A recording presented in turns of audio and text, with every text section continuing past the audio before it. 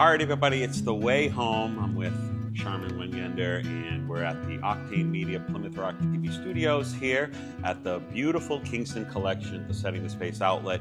And it's a great day. We had a little bit of time off for cleanup duties, getting things back to normal. Pickle martinis. I didn't have any pickle martinis, but you did. I did. Maybe that could be a whole other show altogether. Yeah. And we are here today talking about natural remedies. Yeah. And I think it's good that you're a registered nurse and somebody with some expertise in this, because I'm sure I'll have a million questions. But as it goes, you come up each week. You'll text me a few days before the show. Here's what I think we should cover. And I do a little bit of background looking and realize that you're really my research. I need to come to you to hear and get the answers to these questions. Well, this is why we do so well together, because we just bounce off each other. Because you're a genius and I'm an idiot, and that's where it's like chocolate and peanut butter coming together. No, you're so smart, and I think you're the wisest. Oh, well, geez. So yeah, but do I owe you money? Is that what it is, or no, what's going on? But you are, you truly are, and that's why I think our show makes sense, is because you come from a different perspective, and clearly this is my profession, but it's a blend of, you have great questions, and you have a great way of asking what I think the audience is thinking, or I hope. But anyways, our show today, I mean, you could really do 7 shows or more on this one topic. I mean, it's endless and limitless. But I'd like to sort of distill it down to the root of natural medicine. We come from nature, right? And we forgot that our bodies are like starfish. They are so intelligent. They have the wisdom to heal themselves, given the right environment, given the right nourishment and sleep. It's really that simple. And if all of those things are in place, then our body goes into repair. And like a starfish, we can heal on our own. But we are in a medical model, the conventional Western medical model, that is allopathic, meaning it focuses on symptoms. We treat symptoms. There's that coined phrase that you may have heard, which is there's a pill for every ill. And how did we get here, right? How did we lose our way and rely so heavily upon pharmaceuticals? And this is not to indict doctors or nurses. As you know, the audience knows I'm a registered nurse, and I think Western medicine is very important. But I think we've lost our way a little bit in not encompassing both models. So how did we get here? So John D. Rockefeller, back in the early 1900s, was and is considered the richest American in history, right? And he was a big oil guy in the big oil industry. And he saw that we could make pharmaceuticals, patented, profitable pharmaceuticals, from oil. And so he realized that... What do you mean from oil? Like so using petroleum? That's right, petroleum, that's right. And it makes sense with the pill casings and stuff that would be, at least just from my idiotic brain, almost like a plastic gelatin coating. Right. Right? Okay, go ahead. So he saw an opportunity as a businessman, and the first thing he did was acquire a German pharmaceutical company, kind of getting his foothold in the industry. And then, with all of his money and influence, he went to Congress, and he convinced them that at that time there were too many doctors, and that there wasn't a, how should I say, not a modified, but a singular way of training doctors. And so he suggested that we get rid of and completely eradicate natural medicine. He convinced Congress that it was unscientific quackery. And then he convinced media with his money to cover that it is unscientific quackery. And then he took his money and he went to Harvard and Yale and Columbia, all of our major medical schools, and he gave them grants with the mandate that they teach only his accepted curriculum, which eradicated and eliminated natural medicine from all the textbooks. So basically, the gold standard was a pill for every ill. Allopathic medicine, this is how it was born. So doctors that went against that grain and tried to still teach about natural medicine were shamed and then made fun of and thought to not know the real truth of what was healthy, because the media had been covering it. He went one step further. And his final blow was to create, well, actually not even his final blow, because he did so many crazy things, but he created the American Medical Association, which was the licensing, And so anyone that was trying to practice natural medicine could lose their license now and would not be able to practice medicine. So we've completely, at this point, under his reign, we got rid of what was our natural medicine. I mean, think about it. It was thousands of years of ancient medicine, Native American medicine. Our bodies was healing itself. And now he's the founder of Big Pharma. He taught us that there's a pill for every ill, and that when you have a symptom, we will give you something to alleviate that symptom.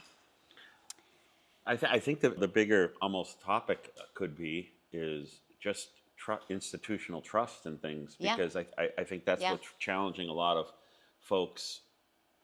And just yesterday we had a guy on the other podcast that I do, Rock Talk, who was a FAA whistleblower before 9/11, and he warned the government about the security breaches, and nothing was terrifying.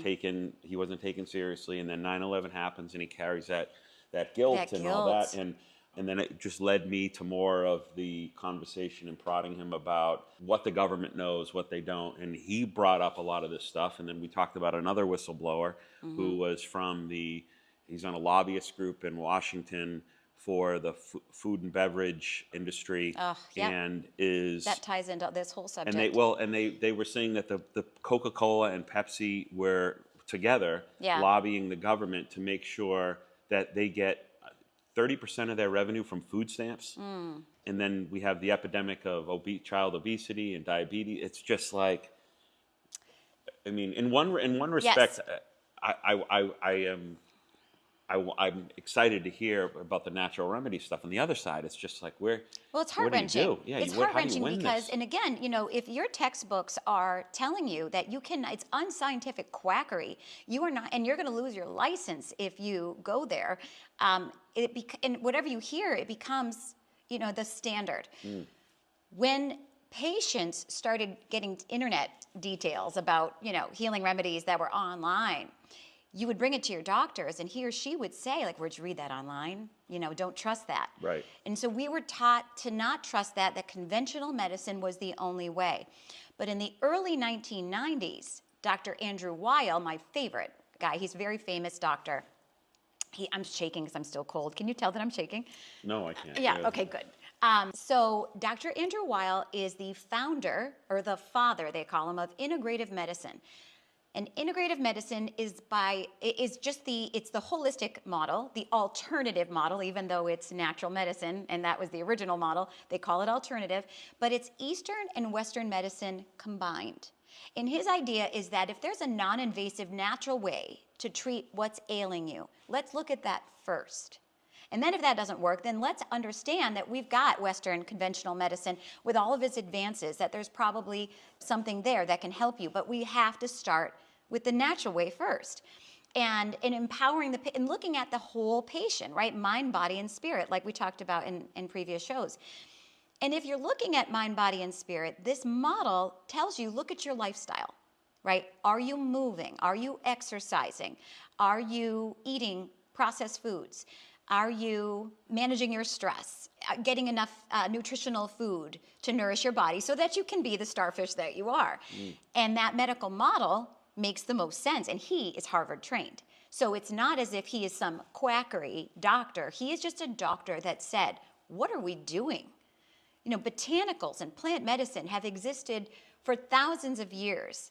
And if the pharmaceutical industry was the only way and it was the best way, then we would be so healthy. But in fact, we are so unhealthy. Out of the 10 most developed countries, we are the sickest. We die the youngest, and we die of the most preventable causes. And our number 3 leading cause of death in the United States, in America, is medical malpractice, right? Yeah. So we're looking at our medical model. We are sicker than ever. We are dying younger, and we are sicker, and we spend more than any other country. And we spend more now on Big Pharma than we do any other industry. In fact, Big Pharma has more control over our life than any other industry, because Big Pharma funds the public perception, right? They still fund medical schools.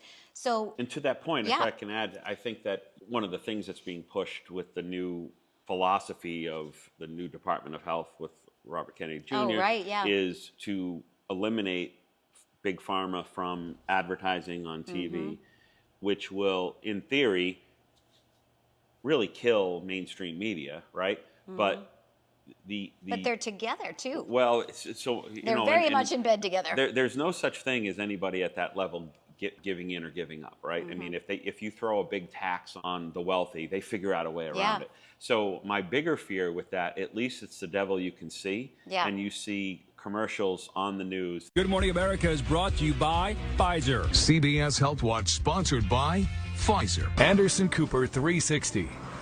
Brought to you by Pfizer. ABC News Nightline. Brought to you by Pfizer. Making a difference. Brought to you by Pfizer. CNN Tonight. Friday night on Aaron Burnett Pfizer. Early Start. Brought to you by Pfizer. This week with George Stephanopoulos is brought to you by Pfizer. Brought to you by And now a CBS Sports Update brought to you by Pfizer. Meet This is sponsored by Pfizer or Johnson & Johnson, whatever. And at least the public sees it. I'm afraid what's going to happen if it's removed, where they'll still fund it, because I don't think the pharmaceutical companies care necessarily about the commercials going on the air. Ask your doctor about severe or moderate whatever they're saying, and don't take this if you're allergic to it. I always laugh at those because I'm like, don't take this if it causes you to die. Those crazy statements. Yeah. But then if they take that away, I think what they're getting at is they don't want the media investigating it, the checks and balances to say, boy, a pill came out on the market and 18% of the people who took it spontaneously combusted and burned up in flames. That's what I'm afraid of. It's the checks and balances of it. And so, but you do see, because there's no lobby group for natural remedies. It's just maybe that spirituality is the lobby group there. Yeah. And we're hearing a lot about that too, but people can't rectify them both. But you're saying there's some type of merge. Like, what's the incentive of the pharmaceutical companies and doctors, for that matter, to merge with that? Is there? Well, because right now, it's not profitable. I'll tell you that. Right now, our model is it's a profit-driven, sick-driven model. The best thing for the industry is a sick child, because then they can get them on lifetime medication, and think about that, like what that translates to. So our medical model is based on profit. We are not trying to heal. Do you know that it's illegal to treat cancer any other way than chemo, radiation, and surgery? Illegal. A doctor cannot prescribe, but you can, a medical conventional model in the AMA, but you can obviously go and seek alternative therapies. But isn't that amazing? So a doctor, if he said to you, maybe you have cancer, and I suggest you see this herbal specialist or sound therapy or prayer, for that matter, they can't do that per law, or is it per their license with the medical association? It would be per their license as it is right now. Yeah. Isn't that, it's really kind of, and then, like you said, with the medical malpractice, obviously with anything uncertain, if you have cancer, there's the risk is better than zero that you're going to pass away, and all of medical advice is more of a CYA, cover your ass kind of advice, where if you recognize that going in, you go there. What they're telling me is protecting themselves, that they said everything. Just like when I don't know if I mentioned the advice from doctors when we had a high risk pregnancy, there was no bedside manner. It was just like your child's going to be all of these awful things. Yeah. Just because if that did happen, they can at least say in their records, hey, we told you that this could happen, be a possibility.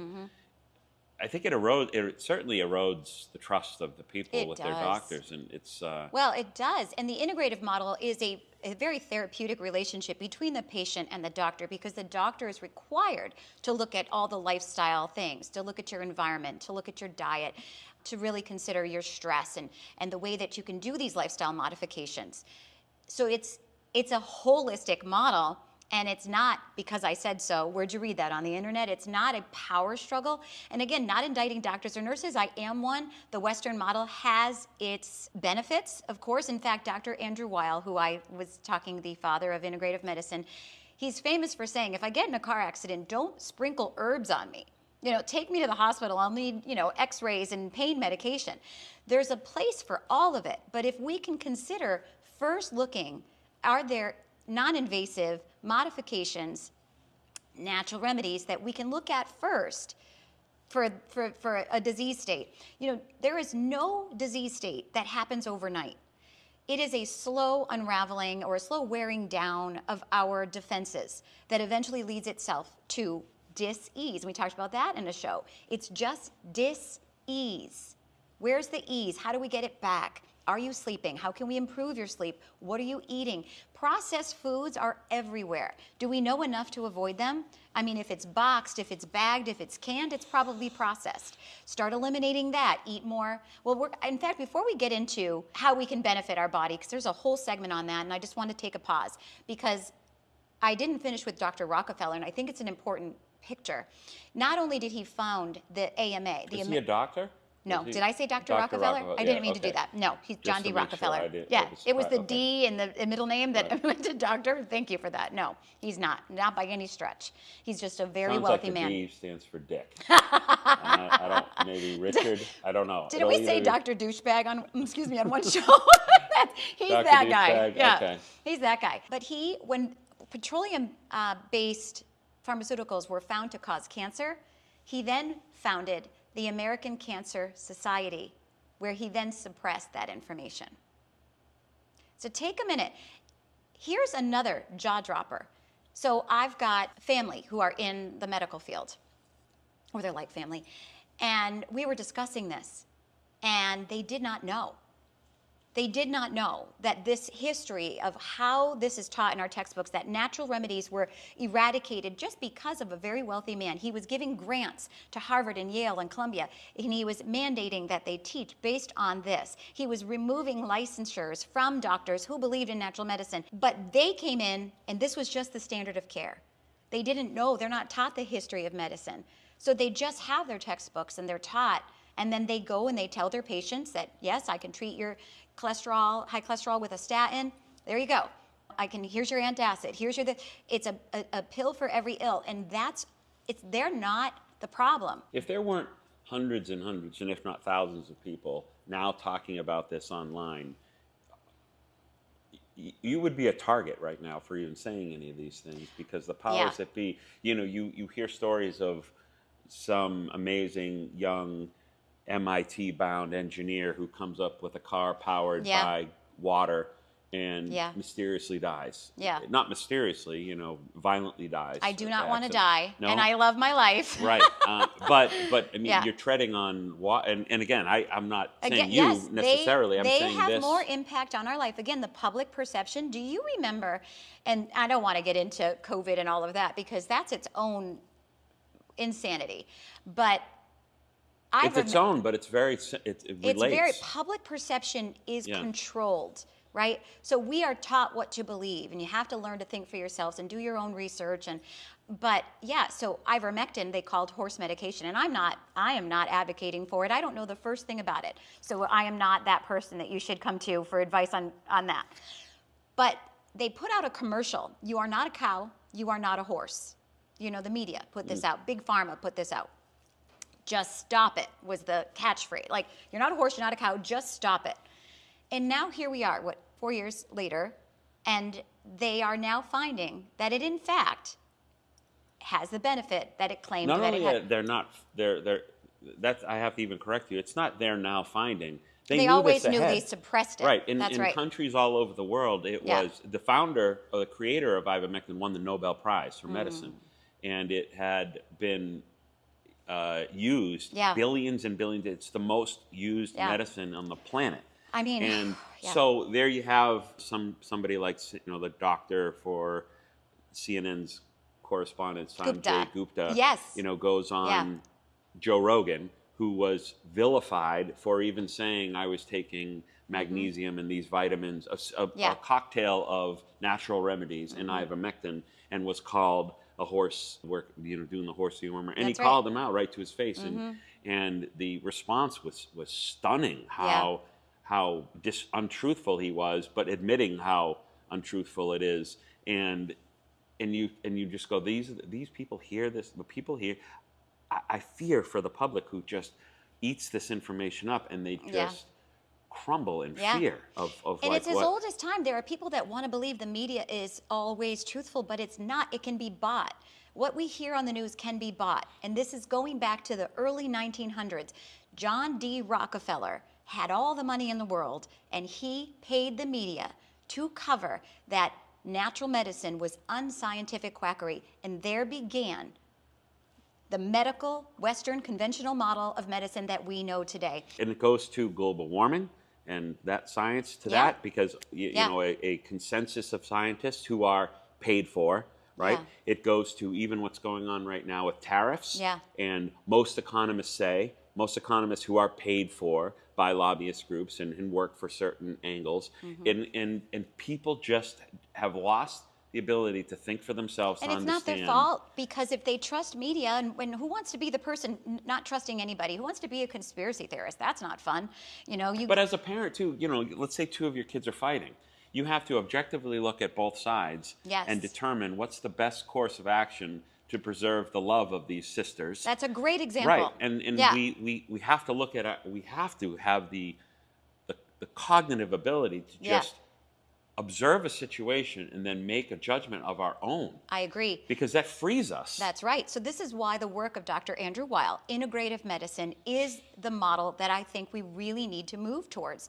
I mean, he's been doing this since the early 90s, but it's not in every hospital. We're expanding and our minds are opening, and now you hear doctors talk about holistic medicine, and it's not so alternative anymore. We're beginning to see, but Dr. Weil believes that good medicine is based in good science. He believes in Western medicine. He wants his pharmaceuticals when needed. He needs the antibiotics. And it's not to vilify pharmaceuticals. They're wonderful.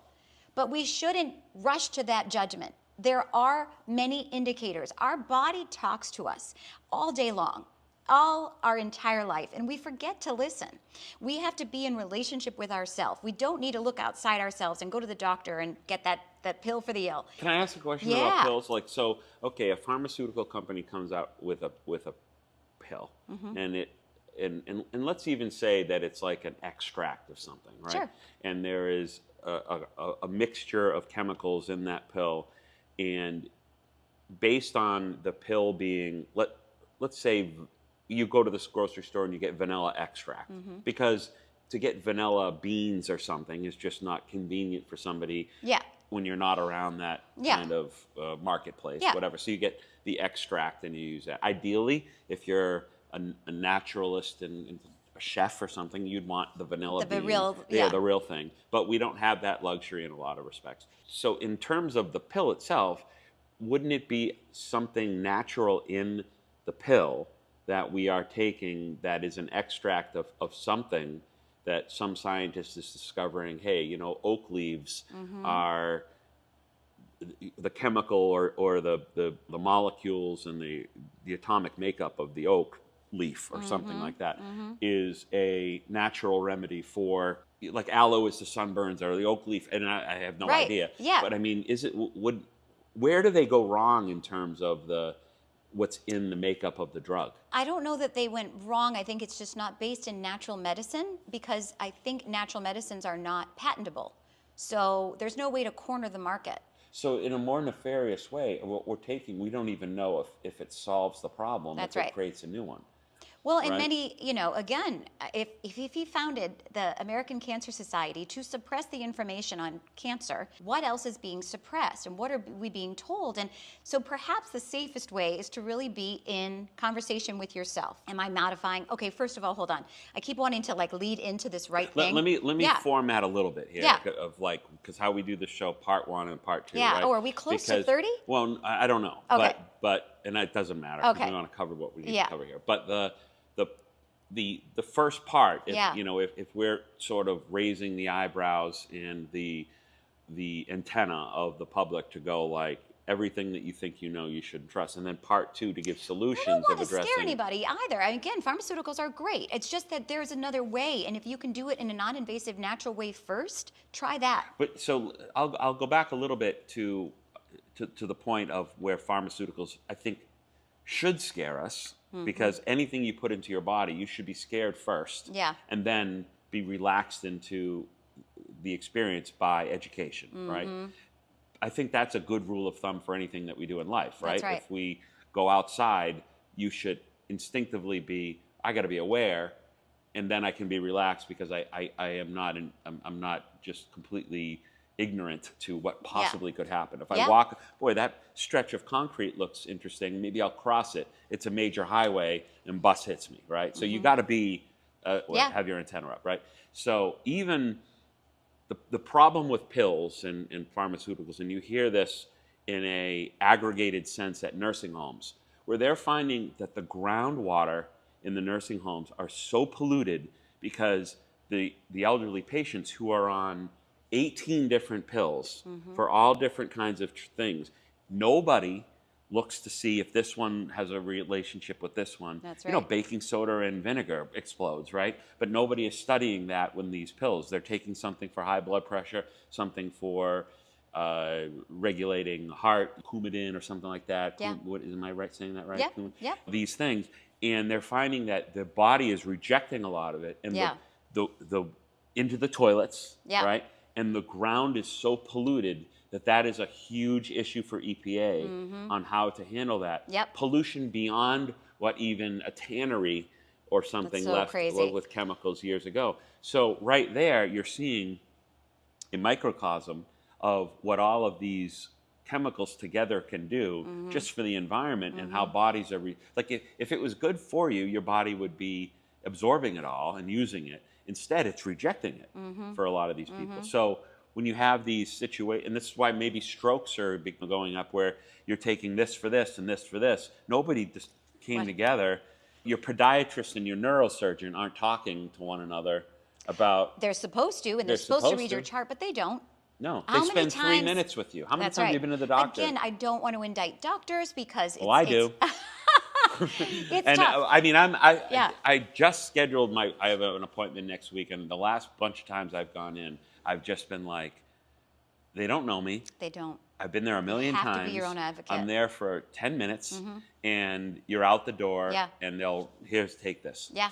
And, okay, so right away, I go, And I don't dwell on it because I'm not unhealthy necessarily. Yeah. But I'm unhealthy. I mean, I feel like there's a lot of things that I need to improve upon. Well, I can help you. Well, that's good. I'll be your doctor today. Yeah. And we'll get to that because that's what I want everyone to walk away with. I think that'll end up probably being in part 2. But there's so many ways to course correct. Your body wants to thrive. It's wired for you to be healthy. Our medical model is wired for you to be sick. And this is what, by the way, I love, right? Yeah. Because I think that there are 2 very separate topics here that we're discussing. Yeah. You know, one is the overall environment. Yeah. And where do you get your education and your information from?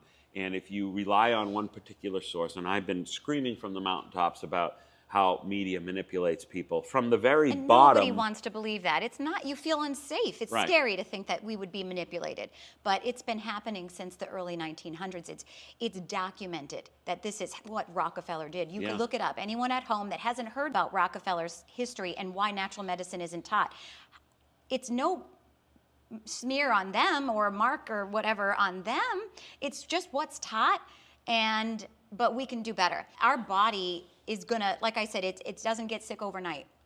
And our body speaks to us all the time. And we are just conditioned to think that everybody has gut issues, or headaches are not a big deal, or acne is not a big deal, or I think right now 50% of adults have cardiovascular disease. 40% of adults are obese. I mean, we are not healthy, right? But we're conditioned to think, but that's just us, right? So what's the pill that I need to take to tap that back? There's lifestyle modifications that are far more important and impactful that we are overlooking that would have an immediate effect. Autoimmune disease, also something that is up, it's up I want to say 400% since just 30 years ago. It's a lot. Gosh, mental illness, all of that all of these things are, if we looked at the whole person and instead of a sick model started looking at a healthy model, it would incorporate looking at preventative ways to prevent you from getting sick, right? So we're getting ahead of it. It's completely opposite of what we know. Right. We're conditioned to think that you just live with your symptoms versus looking at it as a little whisper, like, woo, it's a call to action. Something's off in our body. When there is an imbalance, our body's first line of defense is inflammation. And that's going to be the second half of the show. Inflammation is very important. It's the way our body reacts if there's whether it's a pathogen or an infection or like a wound of some kind. So if you cut your finger, right, you're going to have instant inflammation, and that helps protect and heal the area. If you have chronic inflammation, because maybe you have a lot of toxins, for example, black mold or chemicals in your food, chronic toxins will keep you in a state of chronic inflammation. And what does inflammation look like in your body? Basically every symptom I just discussed. Brain fog, fatigue, GI issues, any pain in your body, any itis is inflammation. So you can have bursitis, tendonitis, right? Any itis, think about them. There's so many, right? Skin disorders, acne, rosacea, eczema. And we're taught in our conventional model, take a cream for that. Take a pill for that. But we're not looking, why are you inflamed? Let's remove the root cause. And so therefore, you won't have to be on this maintenance med, but will in fact rid you of this problem. Well, that's just swell. Yeah. Yeah. And that's a pun, right? Swell. Oh. Thank you. I'll be here all week. Enjoy the veal. Please tip your waitress. True. It's swell, right? It's a lot of food for thought. No, yeah. I mean, yeah. There's a lot here, and I guess this is why there'll never be a lack of topics to discuss. And part one, if we can summarize, is the awareness of there being more information available to us than we're aware of. And I would even say my eyes have been opened up so much since. I know I've been annoying about the cold plunging, but I haven't. Well, that's actually I haven't part had two. any pain, any inflammation, That's right. any of those things. Now, granted, it didn't cure everything, but I haven't been sick. I don't get sick. So we'll talk about that in part two, because that's one of the modalities I wanted to bring up. So there's a lot of different modalities. There's a lot of different things you can do environmentally, exercise-wise, meditation and stress reduction. All of those things will decrease inflammation. So we'll talk about that. But I think it's exciting because when people finish part one and part two of this episode, they're kind of empowered and taking their health back. I mean, we have the ability to heal ourselves. Yeah. Why don't we try? Of course. All right, we'll take a break here, and we'll come back with more. Yeah. Hopefully a little bit more uplifting. Solution-based. Yeah, solution-based. Or what have you. And we'll be right back.